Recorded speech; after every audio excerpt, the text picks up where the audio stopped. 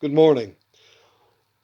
Welcome again to Winston-Salem Friends Meeting and our message for Independence Day weekend in 2020.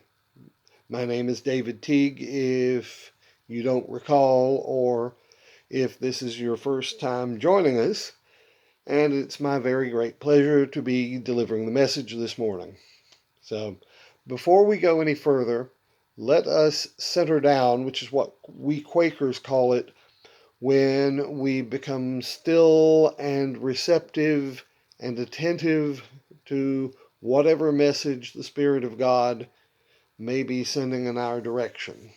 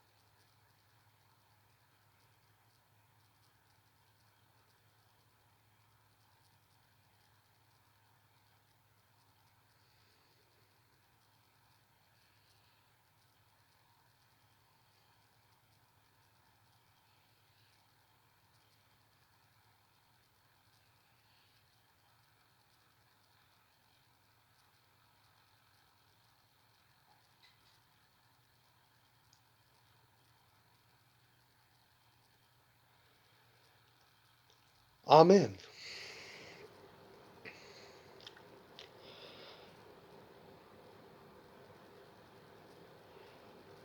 This morning I'd like to speak on the 8th chapter of 1 Corinthians. And I'll be reading from the Revised Standard Version. Now, concerning food offered to idols, we know that all of us possess knowledge. Knowledge puffs up, but love builds up.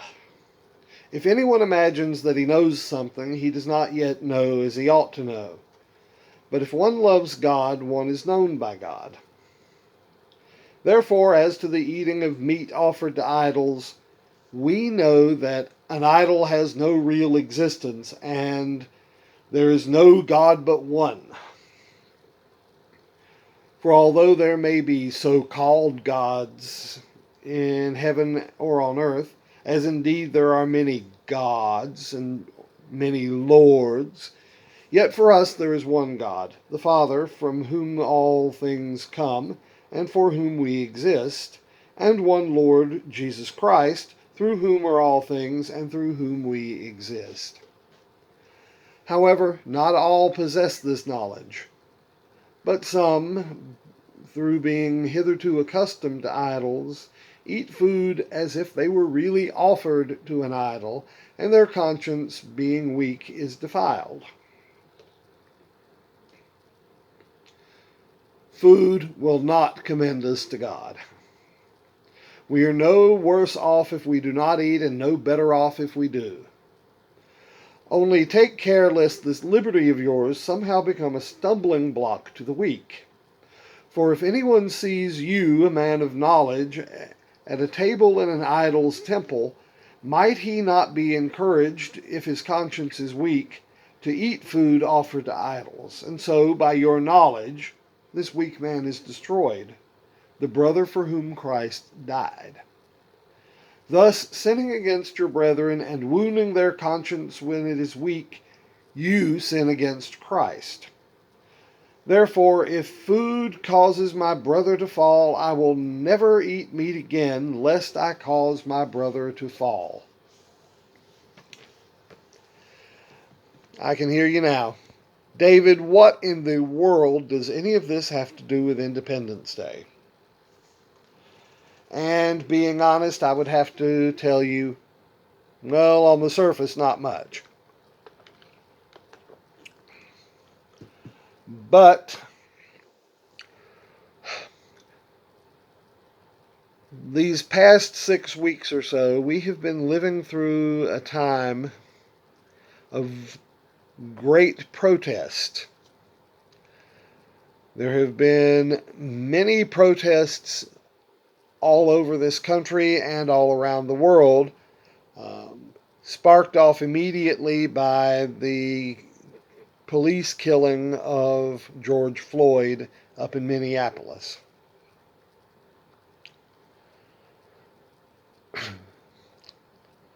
I am not going to pronounce on that sad event, as much because the court of public opinion is no place for a question of that sort to be tried, because nobody comes out looking any good. And it also pollutes whatever chance that the people who were actually involved have that they might actually have gotten a fair trial.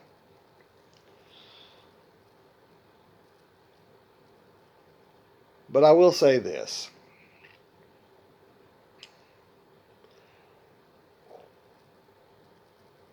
Many of us are concerned about the seemingly increasing reports of police brutality, the instances, real or supposed, of systemic and institutionalized racism.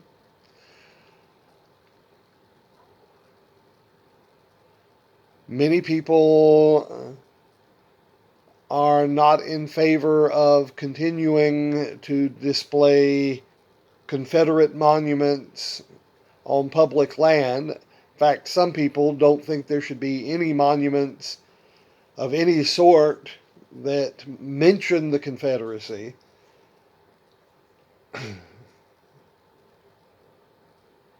And so we get people congregating in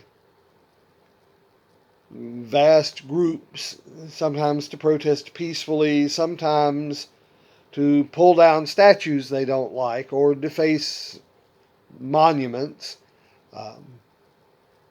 And it's not just the Confederacy. I mean, I was recently following a series of stories about Winston Churchill's statues being vandalized over in London and different parts of the United Kingdom.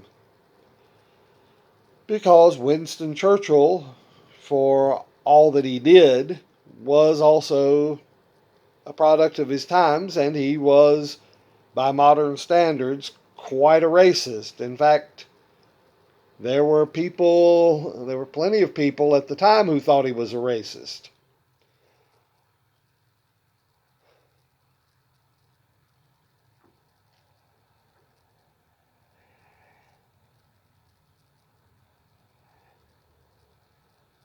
And I have to admit that I have mixed feelings about all of this.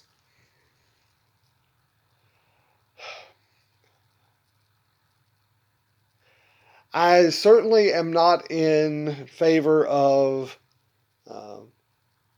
impromptu crowds of people going around and desecrating people's graves. And I am certainly no more in favor of desecrating monuments of the sort which list the war dead of a particular location anymore, even if they were Confederate, any more than I would be in favor of somebody taking a bucket of paint to the Vietnam Wall.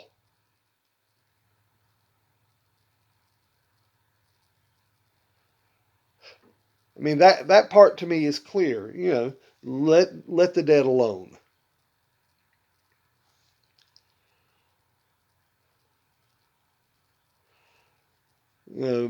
Monument a monument to somebody like Nathan Bedford Forrest, who, after the war between the states, went on to found the Ku Klux Klan. That's That's a lot more problematic.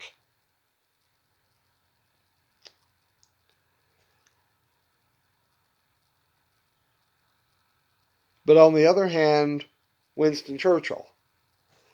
Or in Whittier, California, I've seen reports where somebody vandalized the statue of John Greenleaf Whittier, the Quaker poet and abolitionist for whom the town is named. And aside from just giving vent to some love of destruction somehow, I have to wonder, what was the point? What did Whittier do that you didn't like?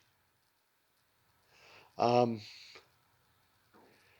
and even if there is something, where do you draw the line?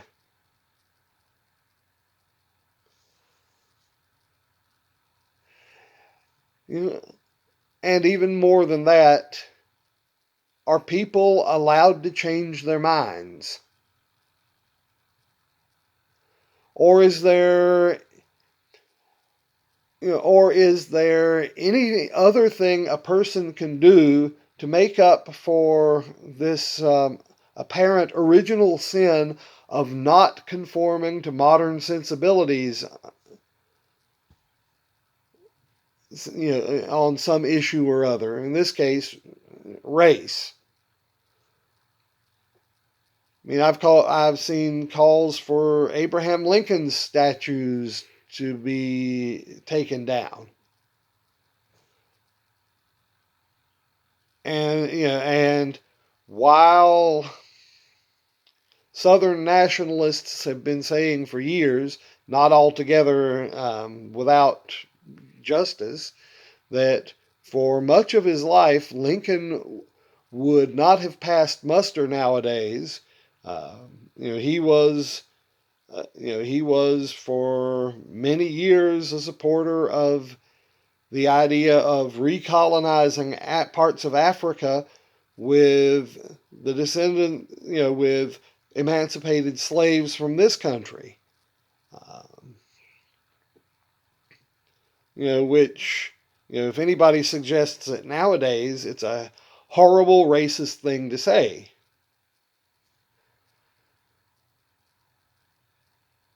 And, he came late to the idea of emancipation. In fact, Frederick Douglass despaired of Lincoln to the point of wanting to leave the country altogether and move to Canada.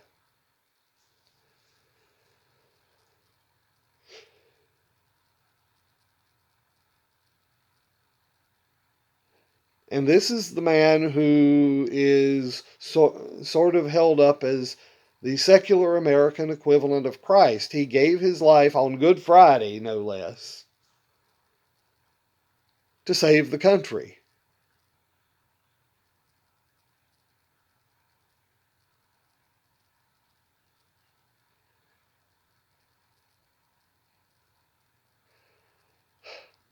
What I don't want to see, what I think would be a very great problem for all of us, is if more progressive people ended up doing the same thing that more evangelical and politically and religiously conservative people did when it comes to abortion. I mean, reasonable people don't want to see um, unlimited abortion used as a form of birth control. For one thing, it's expensive. It's not cost effective. It is also very damaging on a woman's body, so I'm told. Certainly more damaging than some of the alternatives. But we also don't want to see women who are, and girls even, who are desperate, who have gotten into trouble, as they used to call it, uh, through unwise encounters with their boyfriends, or who were raped and not given a choice, or who are under medical duress because they have a tubal pregnancy, which will end up killing both them and the unborn child. We don't want to see people, we don't want to see women having to die because of that or being horribly injured. Nobody wants that either.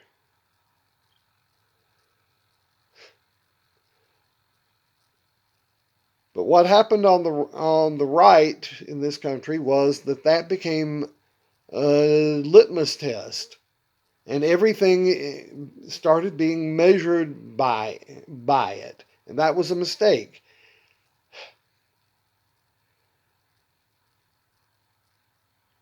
And if people who are self-described progressives start going down the same road about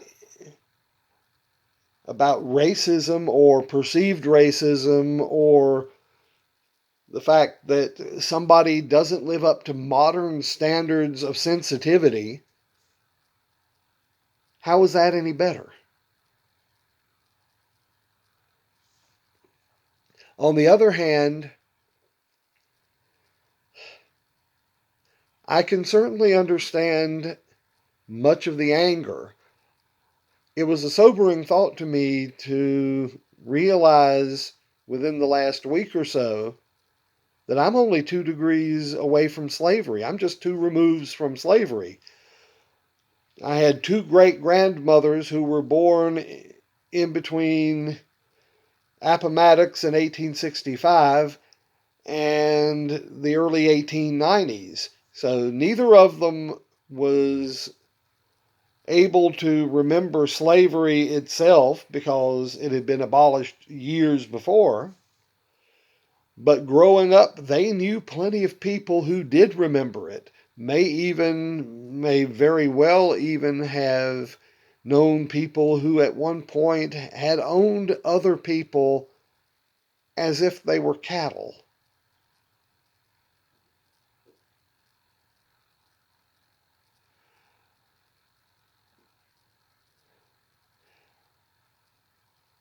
Or or separate facilities. I'm about the oldest person I know who doesn't remember separate water fountains, separate bathrooms for people of different races, or when it was illegal for people who weren't the same race to get married. I am just old enough that I don't remember any of that. And yet, just before I was born, all of those things were true. So I can certainly understand how raw the wounds are and how hurt people still are by some of these vestiges.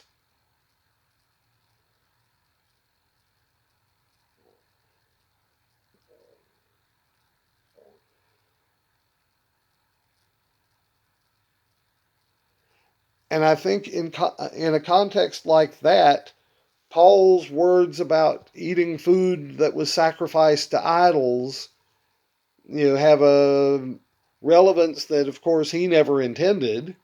He couldn't have envisioned, but certainly applies to our situation now. You know, I read that about half of modern day white Southerners are descended from people who fought either for the Confederacy or at least on the Confederate side. Although I was enlightened by a very wise old friend named Hiram Hilty, uh, friend as in Quaker, for those of you who aren't members of the Society of Friends. One day when I was in college, this was 35 years. Actually, this was more than 35 years ago. And I had found out that my direct great great great grandfather uh, had gone missing after a battle in the war between the states. He was missing and presumed killed. And he had been fighting on the southern side. And I mentioned this to Hiram, and he said, "Was he fighting for the Confederacy or for North Carolina?" And at that point, to me, I hadn't considered that there was a difference. Um,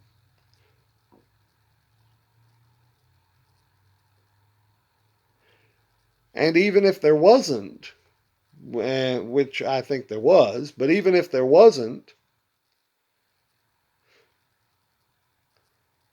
how fair is it to judge somebody by the worst thing they ever did or something that they were forced by circumstances to do?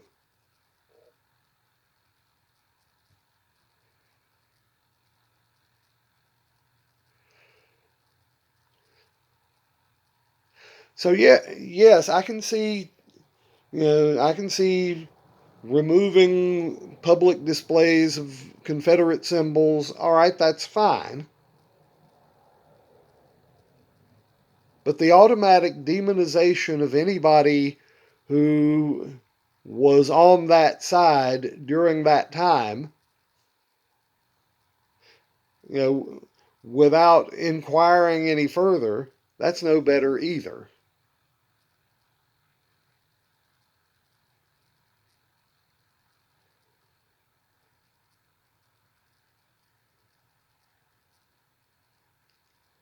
I guess what I'm saying is you have to take people as you find them, living or dead.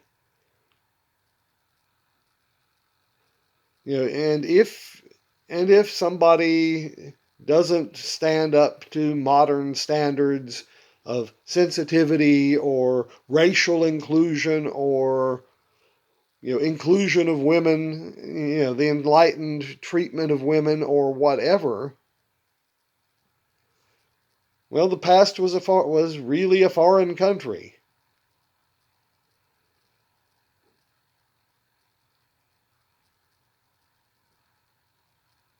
And take it from me, nobody likes hearing great great grandpappy whoever being thrown off on all the time just because he was drafted when the home guard came round to round up men to go fight the Yankees.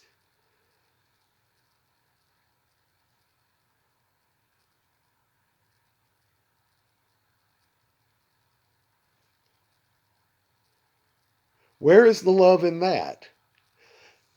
And besides the racial thing, we also have the other great elephant in the room, which is of course the coronavirus. And I cannot tell you how disappointed I was to see a meme that sprang up on Facebook recently. Showed a man and a woman holding a sign. Um, there was a Revolutionary War era flag depicted on the sign. The "Don't Tread on Me" yellow banner with the rattlesnake on it.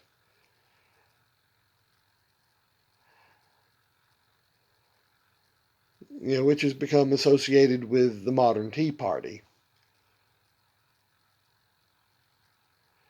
And the message on the sign was, "I refuse to give up my freedom for your safety." And that attitude is anti-Christian. Knowledge puffs up, love builds up.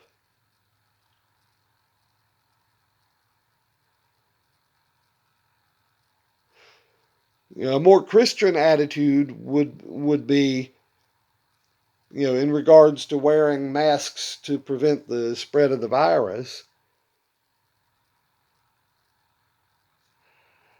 You I am free not to wear a mask in public, but I do it to protect your safety and mine. That's more Christian. And I think that is the message that we all need to take away from everything right now. Protest if you feel the need. By all means, at least one of our members in the meeting has been participating in protests, and God bless that person.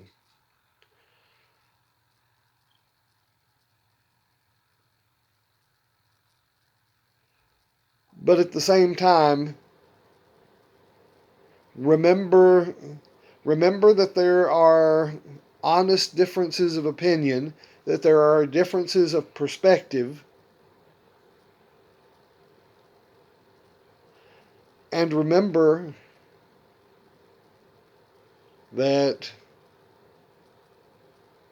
Christians are called to be a people of love.